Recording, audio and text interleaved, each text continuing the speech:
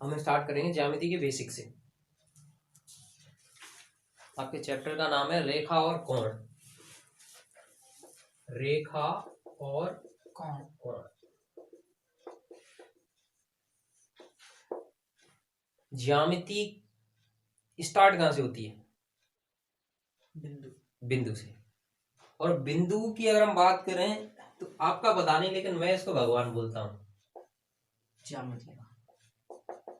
ज्यामिति का भगवान किसे कहा जाता है? बिंदु। Point is a location.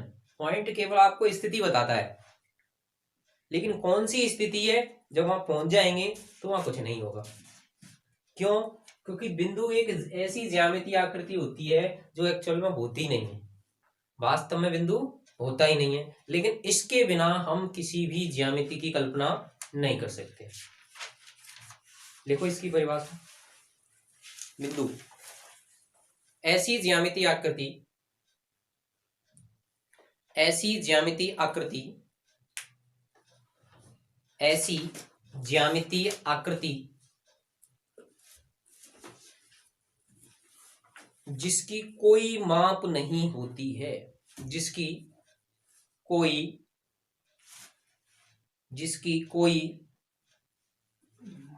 माप, ब्रैकेट के अंदर लिख देना, लंबाई, चौड़ाई और ऊंचाई।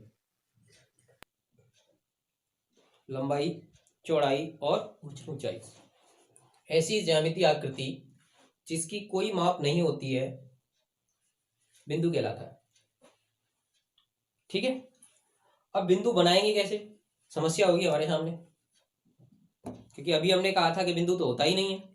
अब जो होगा नहीं उसको बनाएंगे कैसे? तो यहां हम क्या करते हैं, मान लेते हैं कि अगर आप अपनी पेंसिल को बहुत ज्यादा बारीक कर लो। कैसा? बहुत ज्यादा बारीक। इतना बारीक कि अगर आप किसी की स्किन पर टच करो तो उसकी स्किन में क्या हो जाए, छेद हो जाए।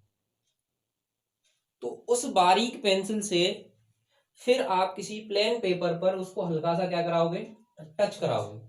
तो ऐसी कंडीशन में जो आकृति बनती है हम मान लेते हैं वो क्या है, बिंदु है। ठीक है। देखो नीचे, बिंदु को सदैव अंग्रेजी वर्णमाला के, बिंदु को सदैव अंग्रेजी वर्णमाला के बड़े अक्षरों द्वारा व्यक्त किया जाता है। बिंदु को सदैव अंग्रेजी वर्णमाला के बड़े अक्षरों द्वारा व्यक्त किया जाता है। इसके एग्जाम्पल में लिख सकते हो आप लोग। जैसे हमने ले लिया बिंदु ए बी सी डी। मैंने जैसे ये बिंदु ले लिया, इसको नाम दे दिया ए, इसको नाम दे दिया बी, इसको नाम दे दिया सी, इसको नाम दे दिया डी। ऐसे कितने भी ले सकते। ठीक है। नेक्स्ट हेडिंग बनाओ, रेखा।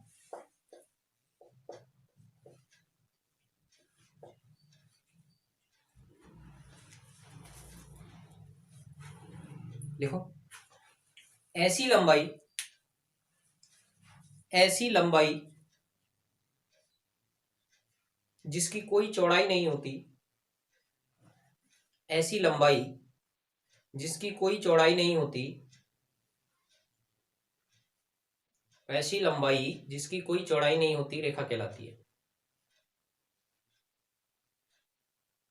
रेखा कहलाती है।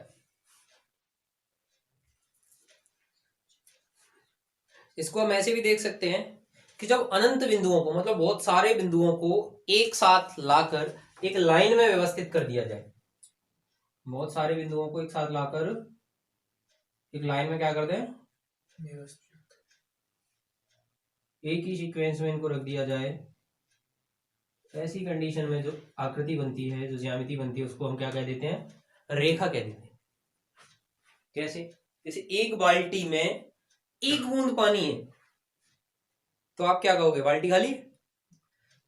लेकिन उसमें बार बार एक बूंद डालते जाओगे तो एक टाइम ऐसा आएगा जब वो भर जाएगी, मतलब उसका कुछ न कुछ माप हो जाएगा। तो ऐसे ही जैसे बिंदु है, हमने माना बिंदु की कोई माप नहीं होती, लेकिन हम मान लेते हैं अगर इसकी थोड़ी सी भी माप होती होगी तो अगर बहुत सारे बिंदुओं को हम इकट्ठा कर देंगे, जैसे हजारों करोड़ों अरबों बिंदु हमने इकट्ठा किए, तो ज्यादा नहीं तो बहुत कम, मतलब 1 mm तो बनेगी लंबाई, 1 मिलीमीटर। तो ऐसे करके और ज्यादा बिंदुओं को इकट्ठा करेंगे तो लंबाई बनेगी, लेकिन इसकी चौड़ाई तो है नहीं, क्योंकि हम केवल एक सीध में रख रहे हैं, इसके आसपास बिंदु नहीं रख रहे हैं, इसलिए इसकी चौड़ाई नहीं बन रही है, लेकिन लंबाई बन रही है। ठीक है, तो ऐसी कंडीशन हम कहेंगे कि ऐसी लंबाई जिसकी कोई चौड़ाई नहीं होती उसे क्या कहते हैं, रेखा कहते हैं। लिख लिया सर जी। इसमें देखते हैं अब हम रेखा। तो अगर हम इस पे दो बिंदु लेते हैं ए और बी, ये दोनों बिंदु हमने इसमें ले लिए हैं। इन दोनों बिंदुओं की बात करें तो रेखा को अगर हमें प्रदर्शित करना है तो हम इस रेखा को लिखेंगे, या तो लिख सकते हैं रेखा ए बी, या फिर इसे लिख सकते हैं ए बी और इसके ऊपर ये चिन्ह लगा देते हैं। हमारी किताब में अधिकांश नॉर्मल लिखा रहता है, अगर रेखा भी आएगी तो ए बी लिखा रहेगा, तीनों ही सही है। इसका नाम हम A B, Rekha A B भी बोल सकते हैं, दोनों साइड तीर का निशान लगा के भी लिख सकते हैं और ऐसे भी लिख सकते हैं। यह है रेखा। इसकी खासियत ये होती है कि रेखा के अंदर देखो,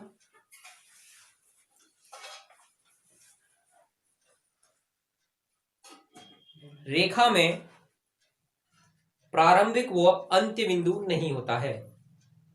रेखा में प्रारंभिक व अंत्य बिंदु नहीं होता है, मतलब न तो इसका स्टार्टिंग पॉइंट होता है और ना ही एंड पॉइंट होता है। अंत्य भी कह सकता है, अंतिम भी कह सकता है। रेखा में प्रारंभिक और अंत्य बिंदु का अभाव होता है। अगली लाइन से लिखो, रेखा को दोनों दिशाओं में अनिश्चित लंबाई तक बढ़ाया जा सकता है। रेखा को दोनों दिशाओं में अनिश्चित लंबाई तक बढ़ाया जा सकता है। रेखा को दोनों दिशाओं में अनिश्चित लंबाई तक बढ़ाया जा सकता है।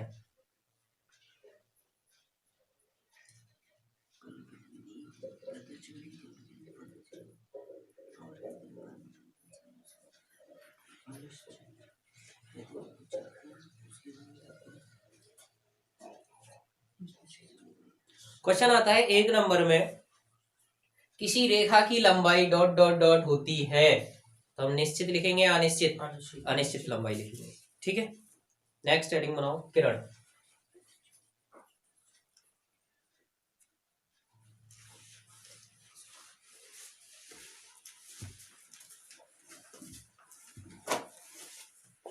किरण एक निश्चित बिंदु से प्रारंभ होकर, एक निश्चित बिंदु से प्रारंभ होकर एक निश्चित बिंदु से प्रारंभ होकर दूसरी दिशा में, एक निश्चित बिंदु से प्रारंभ होकर दूसरी दिशा में अनंत लंबाई तक चलने वाली रेखा किरण कहलाती है। एक निश्चित बिंदु से प्रारंभ होकर दूसरी दिशा में अनंत लंबाई तक चलने वाली रेखा किरण कहलाती है।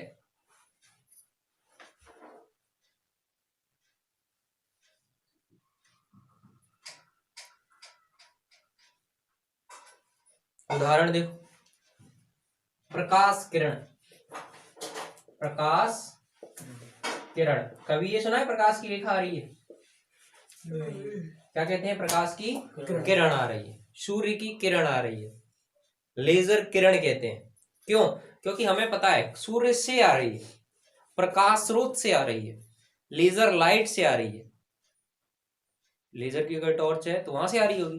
प्रकाश किरण कहां से आ रही है? जैसे ट्यूबलाइट जल रही है तो ट्यूबलाइट से ही तो स्टार्ट हो रही है। तो इसमें क्या है, प्रारंभिक बिंदु फिक्स होता है, मतलब एक बिंदु तो फिक्स है, ये पता है ये स्टार्ट कहां से हो रही है, लेकिन कहां तक जाएगी ये फिक्स नहीं होता। इसीलिए हम इसमें लिखेंगे कि जो किरण होती है उसमें प्रारंभिक बिंदु होता है लेकिन अंत्य बिंदु नहीं होता। ये तो हमको पता होता है कि आ कहां से रही है, लेकिन कहां तक जाएगी ये हमको नहीं पता होता। तो यहां से हम देखते हैं, अगर इसको बनाएंगे तो कुछ इस तरह से होगी। ये इसका प्रारंभिक बिंदु हो गया ए, और यहां मैंने नाम दे दिया ये बी, आगे भी जा रही है। तो अगर इसका नाम लिखना हो तो हम लिख सकते हैं किरण ए बी, या फिर इसको लिखेंगे ए बी के ऊपर एरो लगा के। ठीक है, नोट कर।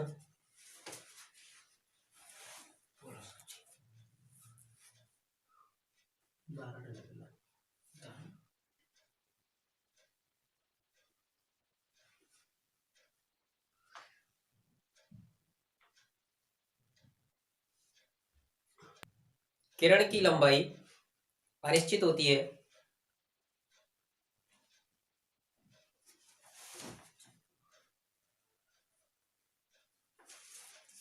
इसमें प्रारंभिक बिंदु उपस्थित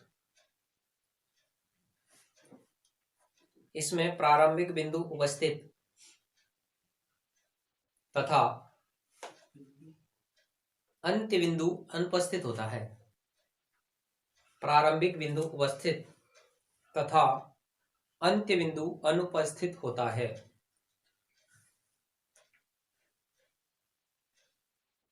अंत्य बिंदु अनुपस्थित होता है। अब लिखो रेखाखंड। रेखाखंड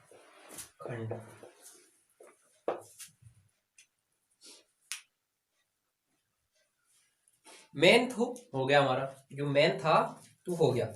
रेखा हो गई, बिंदु हो गई और किरण भी हो गया। रेखा, बिंदु और किरण होने के बाद बात आती है रेखा खंड की। तो जैसा आपको दिख रहा है रेखा और खंड, मतलब रेखा का खंड, रेखा का एक टुकड़ा। जैसे ये इधर से आ रही थी और इधर से आ रही थी। पतंग उड़ती है आकाश में, पतंग उड़ी तो कटेगी भी।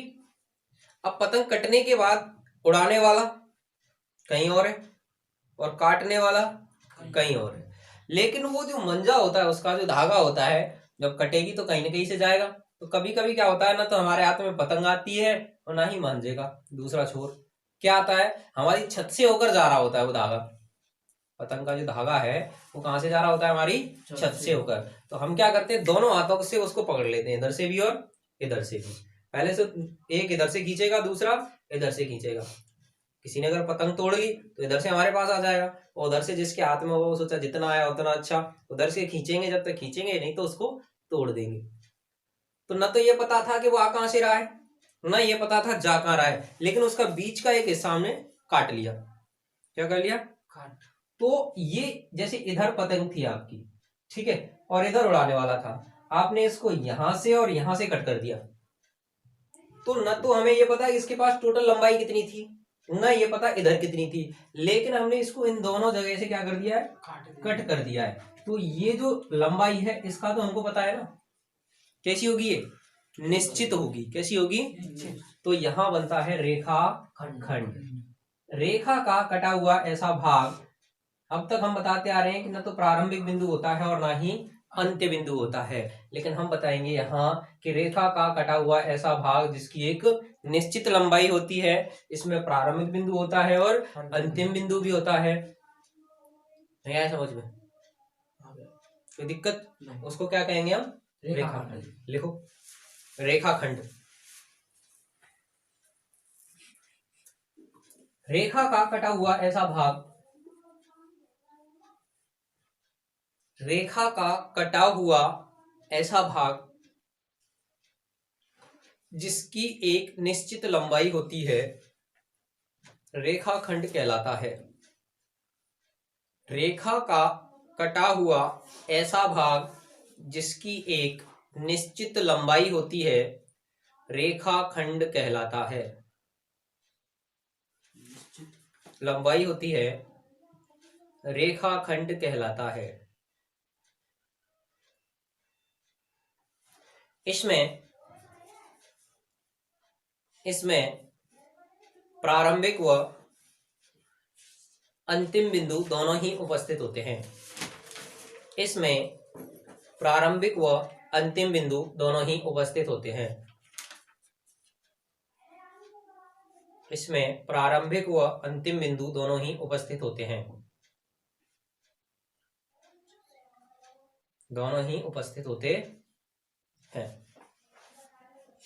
ठीक है, ये था रेखा का सामान्य परिचय। किसका, रेखा। अब हम छोटी सी जानकारी कोण के बारे में लेते हैं। लिखो कोण।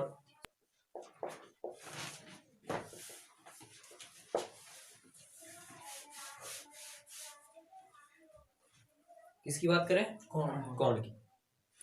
कोण की बात करें तो इसकी सिंपल डेफिनेशन अभी पढ़ रहे हैं हम, क्योंकि हमने अभी किरण और रेखाखंड तक कंप्लीट किया है। आगे हम जब आसन रेखाएं पढ़ेंगे तो आसन रेखा के हिसाब से इसको कैसे परिभाषित करते हैं, और भी कई कोण आएंगे, कांतर कोण है, संगत कोण है, अंतः कोण है, और संपूरक कोण है, रैखिक युग्म कोण है, वो युग्म में बात करेंगे। यहाँ हम केवल इसकी परिभाषा देखते हैं कि छोटे से छोटे लेवल पर इसको कैसे परिभाषित करती है। ठीक है, देखो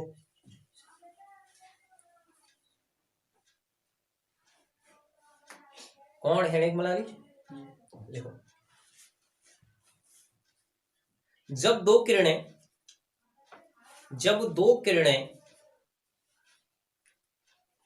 एक ही बिंदु से प्रारंभ होकर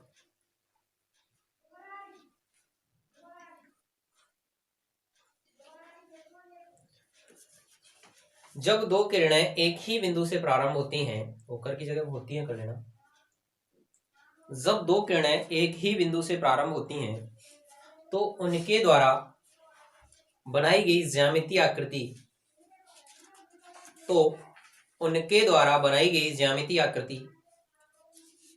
कौन कहलाती है?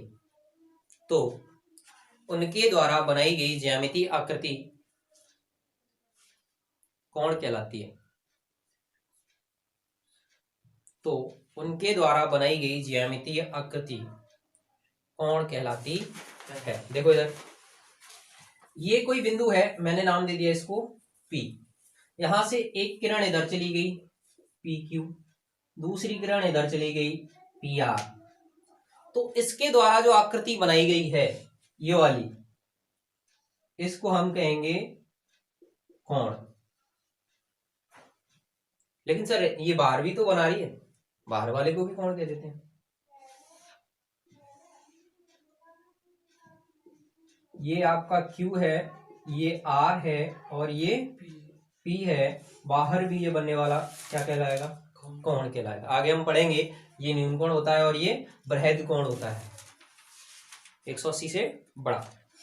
अगर हम कोण के नाम की बात करें तो किसी भी कोण को नाम देते समय पे हमें ये ध्यान रखना होता है कि जो उभयनिष्ठ बिंदु है जहां से दोनों किरणें चल रही हैं वो हमेशा कहाँ आना चाहिए? बीच में आना चाहिए। बाकी दोनों को हम आगे पीछे रख सकते हैं। तो इस कोण का नाम दे सकते हैं हम QPR, कोण QPR। और इसको ये भी लिख सकते हैं RPQ, दोनों ही चाहिए।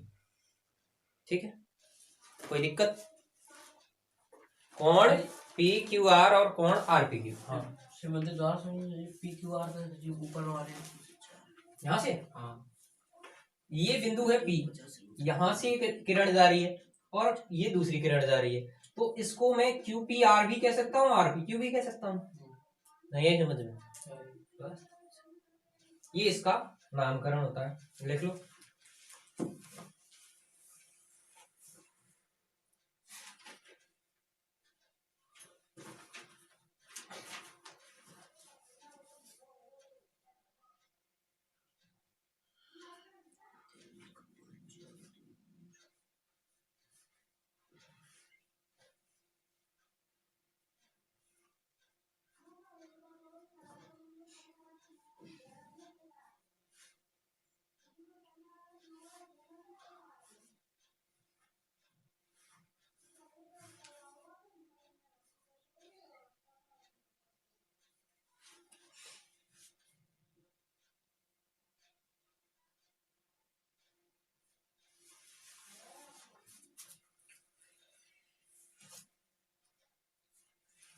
हो गया। अब हम बात करते हैं रेखा युग्म के बारे में। रेखा युग्म का मतलब दो या दो से अधिक रेखाओं में परस्पर संबंध। जैसे अब तक तो हम सिंगल बात कर रहे थे, रेखा, किरण, बिंदु।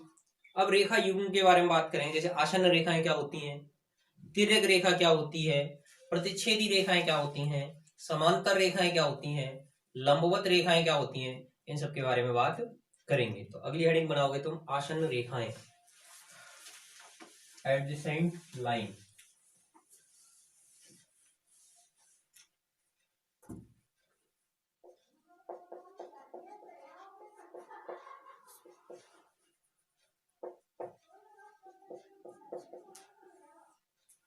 आसन्न रेखा, ठीक है।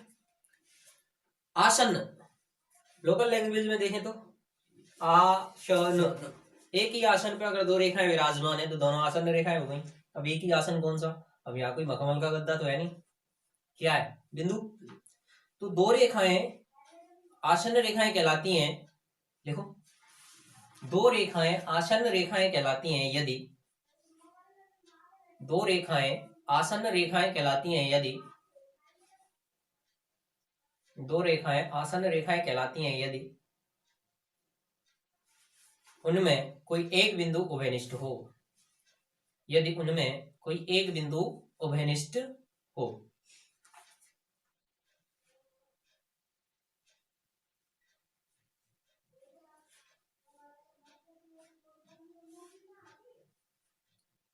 क्लियर,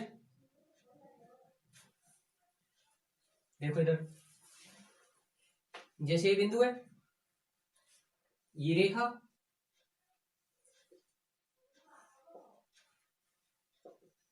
POQR, तो मैं बात करूं क्या OP और OQ आसन्न रेखाएं हैं, तो हम देखेंगे क्या इनमें बिंदु एक उभयनिष्ठ है, तो हाँ O बिंदु दोनों में उभयनिष्ठ है। तो OP व OQ या QO आसन्न रेखाएं, आसन्न रेखाएं। ऐसे ही OR और OQ, OR व OQ, OQ और OP हो गया, OP और OR, OP व ये सभी कैसी हैं, आसन्न, आसन्न रेखाएं हैं। तो अभी अभी हमने कोण पढ़ा था, कोण में हम ऐसे भी उसको परिभाषित कर सकते हैं कि दो आसन्न रेखाओं द्वारा बनने वाली ज्यामितीय आकृति को क्या कहते हैं, हम कोण कहते हैं। देखो ये दोनों रेखाएं आसन्न है तो कोण बना रही है, ये दोनों रेखाएं आसन्न है कोण बना रही है, ये दोनों रेखाएं आसन्न है कोण बना रही है, तो हम यहाँ ऐसे भी परिभाषित कर सकते हैं। ऐसी दो रेखाएं जिनमें एक बिंदु क्या हो, उभयनिष्ठ हो, आसन्न रेखाएं कहलाती हैं। बना लो इसको, ये है मतलब एक बिंदु पर कितने रेखा काट सकते तो ये मर्जी हो जितनी काट लो।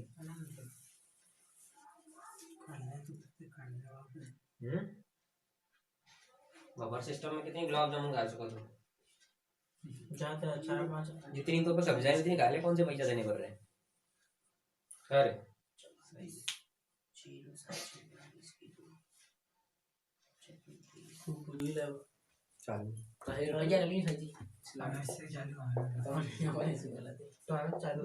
प्रतिच्छेदी रेखा, इंटरसेक्टिंग लाइन,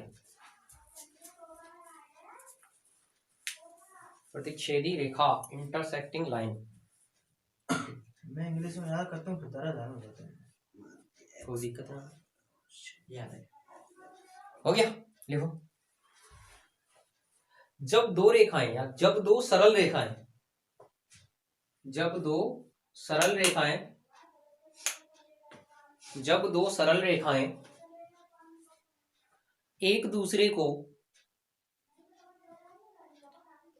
किसी बिंदु पर प्रतिच्छेद करें, प्रतिच्छेद का मतलब काटना, जब दो रेखाएं एक दूसरे को किसी बिंदु पर प्रतिच्छेद करें तो वे दोनों रेखाएं प्रतिच्छेदी रेखाएं कहलाती हैं, तो वे दोनों रेखाएं प्रतिच्छेदी रेखाएं कहलाती हैं तथा वह बिंदु प्रतिच्छेद बिंदु कहलाता है, तथा वह बिंदु प्रतिच्छेद बिंदु कहलाता है, तथा वह बिंदु प्रतिच्छेद बिंदु कहलाता है। Lines are intersecting and point is called point of intersection। दोनों लाइन जो हैं, ये सरल रेखा इधर से आ रही है और ये इधर से जा रही है, इन दोनों ने एक दूसरे को इस बिंदु पर काटा, तो ये जो बिंदु हो गया P, मैंने इसको नाम दिया है L, इसको नाम दिया है M, तो ये दोनों लाइन तो कहलाएंगी प्रतिच्छेदी रेखाएं, और ये जो बिंदु होगा ये कहलाएगा प्रतिच्छेद बिंदु, प्रतिच्छेद बिंदु। रेखा L व M कैसी होंगी, प्रतिच्छेदी रेखा होंगी।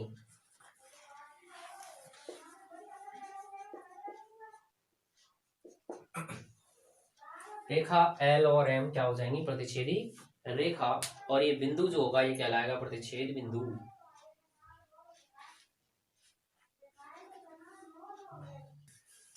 संगामी रेखाएं,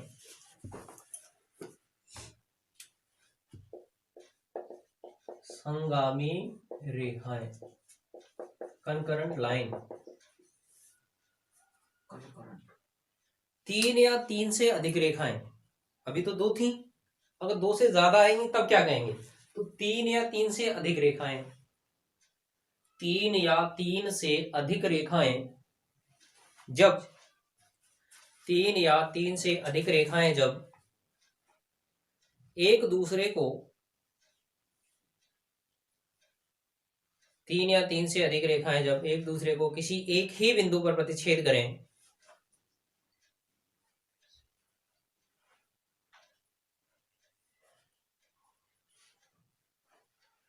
या एक ही बिंदु से गुजरें या एक ही बिंदु से गुजरें, याद रखना हम यहाँ केवल सरल रेखाओं की बात कर रहे हैं, ठीक है, या एक ही बिंदु से गुजरें तो वे रेखाएं संगामी रेखाएं कहलाती हैं। तो वे रेखाएं संगामी रेखाएं कहलाती हैं तथा तो वे रेखाएं संगामी रेखाएं कहलाती हैं तथा वह बिंदु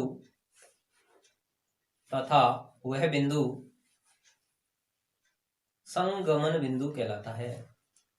तथा वह बिंदु संगमन बिंदु कहलाता है। तथा वह बिंदु संगमन बिंदु कहलाता है। देखो जैसे ये रेखा, ये दूसरी रेखा, ये दोनों तो गई प्रतिच्छेदी। अब 2 से ज्यादा आएंगी तो तीसरी भी इसी बिंदु से जा रही है, चौथी भी इसी से जा रही है, और भी रेखाएं आ रही हैं और इसी बिंदु से जा रही हैं। संगामी, साथ साथ गमन करने वाली, मतलब एक ही बिंदु से अगर रेखाएं जाएं तो ये L हो गई, ये M हो गई, ये N हो गई, ये इसको K ले लो, K L M N, ये 4 रेखाएं हैं, चारों एक बिंदु P से जा रही हैं, तो हम इस बिंदु P को कहेंगे संगमन बिंदु। और ये रेखाएं हो जाएंगी संगामी रेखा। K L M व N, K L M व N संगामी रेखाएं हैं। रेखा K L M और N संगामी रेखाएं हैं। ये हो जाएंगे कंकरेंट लाइन और पॉइंट हो जाएगा कंकरेंट पॉइंट। आज की क्लास में इतना ही। कल हम बात करेंगे, तिरक रेखा हो गई, संगामी रेखा हो गई, तो कल बात करेंगे हम, तिरक नहीं हुई है, प्रतिच्छेदी हो गई है, तो तिरक रेखा, समांतर रेखा, लंबवत रेखा, इन सभी के बारे में हम कल बात करेंगे। इसके बाद समांतर रेखाओं के साथ तिरक रेखा कौन से कोण बनाती है, कोण कितने प्रकार के होते हैं और कौन से कोण युग्म में होते हैं, जैसे संगत कोण है, एकांतर कोण है, रैखिक युग्म कोण है, ये सारी चीजें कल बात करेंगे। ठीक है।